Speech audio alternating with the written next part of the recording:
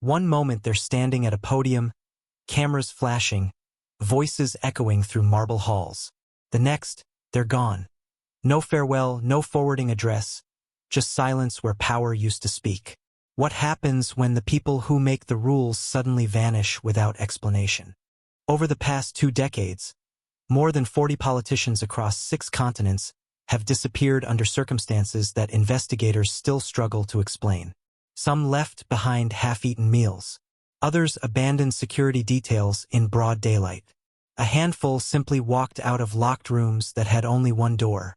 This isn't about routine resignations or planned retirements. These are cases where elected officials, opposition leaders, and government ministers evaporated from public life while investigations, threats, or scandals swirled around them. The pattern has caught the attention of international human rights groups, investigative journalists, and intelligence analysts who see something darker than coincidence. The modern wave began in August 2008 when a provincial governor in Eastern Europe failed to return from what his staff described as a routine morning walk. His security team waited at the hotel. His phone remained in his room, still plugged into the charger.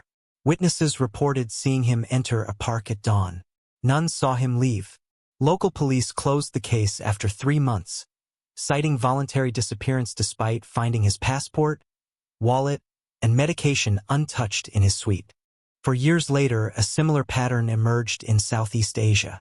An anti-corruption crusader and parliamentary member vanished between her car and the entrance to a television studio where she was scheduled to expose bribes involving infrastructure contracts. The studio's security footage showed her vehicle arriving, but cameras inside the building never captured her entering. Her driver told investigators she'd stepped out to take a phone call and asked him to park. He circled the block twice. When he returned, she was gone. Question: how does someone disappear in the 30 seconds it takes to walk through a door? By 2015, the cases were accelerating. A city councilor in South America who'd been investigating illegal mining operations missed a meeting with federal prosecutors. His family reported him missing that evening. Search teams found his car abandoned near a rural airstrip, engine still warm, driver's door hanging open. His phone's last ping placed it at that location, then went dark.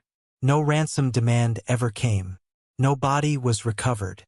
In 2017, an opposition leader in Central Asia disappeared from a hotel room in Vienna, where he was attending a human rights conference under diplomatic protection.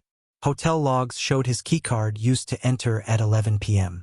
Security cameras in the hallway malfunctioned between midnight and 3 a.m. When staff performed a welfare check the next afternoon, the room was empty. The window was locked from inside. His luggage remained unpacked. Austrian authorities requested assistance from Interpol but received limited cooperation from his home country's government. The most internationally scrutinized case occurred in 2018. A journalist and former parliamentarian entered a consulate building to obtain paperwork for his upcoming wedding. His fiancée waited outside for 11 hours. He never emerged.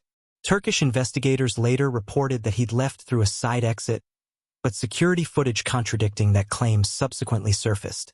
The incident triggered diplomatic crises and sanctions, yet his remains were never definitively located. Infocard, 23 cases with similar patterns between 2008 to 2023 foot, versus official explanations provided, 7. Between 2019 and 2023, at least 16 more politicians vanished across Africa, Latin America, Asia, and Europe. A mayor in Mexico who'd refused cartel demands. A regional minister in Russia who'd questioned military spending. An environmental activist turned legislator in the Philippines who'd blocked logging permits.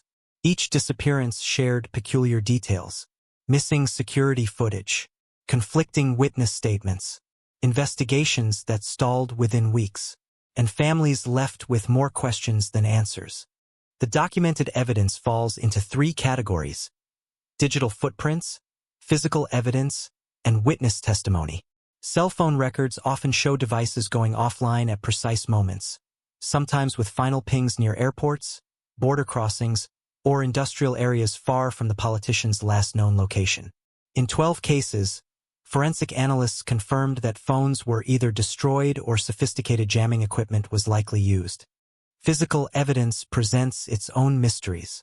Abandoned vehicles in 7 cases showed no signs of struggle. Personal items, wallets, phones, documents were left behind in patterns that behavioral analysts describe as inconsistent with voluntary flight or suicide. In 4 instances, trace evidence suggested chemical sedatives were present in locations where politicians were last seen, though contamination couldn't be ruled out. Witness accounts are fragmented and often contradictory. Some observers reported seeing the missing person enter vehicles with unknown individuals. Others insisted they saw nothing unusual. In at least 3 cases, witnesses who initially spoke to media subsequently recanted their statements or became unreachable. Journalists investigating these disappearances have themselves faced harassment, surveillance, and in 2 instances, temporary detention. Sidebar: forced disappearance, when state or political actors abduct someone and deny it, leaving legal status unclear. International bodies have weighed in with caution. A United Nations working group on enforced disappearances has called for investigations in 19 of these cases, citing credible allegations of state involvement or complicity. However, without access to crime scenes, witnesses, or government files, their conclusions remain labeled as concerns rather than findings. Official explanations vary widely. Some governments maintain the politicians left voluntarily to escape corruption charges or personal scandals. Authorities in at least 5 countries have suggested the individuals staged their own disappearances for political advantage or to flee criminal liability. These explanations point to financial pressures, marital problems, or looming investigations as motives. Other analysts argue the pattern suggests organized operations, potentially state-sponsored, targeting individuals who threaten powerful interests. This theory draws support from the timing of disappearances, which often occurred days or weeks before major votes, testimony, or the release of damaging information. However, direct proof linking specific government agencies or operatives to these vanishings remains scarce. Intelligence officials who spoke anonymously to journalists have described the evidence as suggestive but not conclusive. A third perspective focuses on organized crime. In regions where cartels, oligarchs, or criminal networks wield significant power, politicians who challenge their operations face documented threats. At least 9 of the disappeared politicians had received death threats or survived previous assassination attempts. Criminal groups have both motive and capability to orchestrate sophisticated disappearances, and their operations often involve corruption of law enforcement that hampers investigations. The largest gap remains the absence of bodies or definitive crime scenes. Without physical evidence of homicide, cases cannot progress beyond missing person investigations in many jurisdictions. Families and legal advocates argue this creates a deliberate legal limbo, where victims remain legally alive but functionally erased, and perpetrators remain unnamed. Families describe a unique form of torment. Unlike sudden death, which brings grief but eventual closure, disappearance creates suspended agony. Spouses don't know whether to mourn or hope. Children grow up not knowing if a parent is alive somewhere, suffering, or long deceased. Several relatives have become activists themselves, forming networks to demand investigations and legislative reforms. They've testified before international bodies, collected evidence authorities ignored, and faced intimidation for their persistence. Some have been forced into exile. Others continue their searches despite threats to their own safety, driven by the conviction that silence equals complicity. The political impact extends beyond individual tragedies. When politicians can vanish without consequence, it sends a message to anyone considering challenging entrenched power. Whistleblowers reconsider coming forward. Journalists soften their investigations. Opposition candidates withdraw from races, citing security concerns.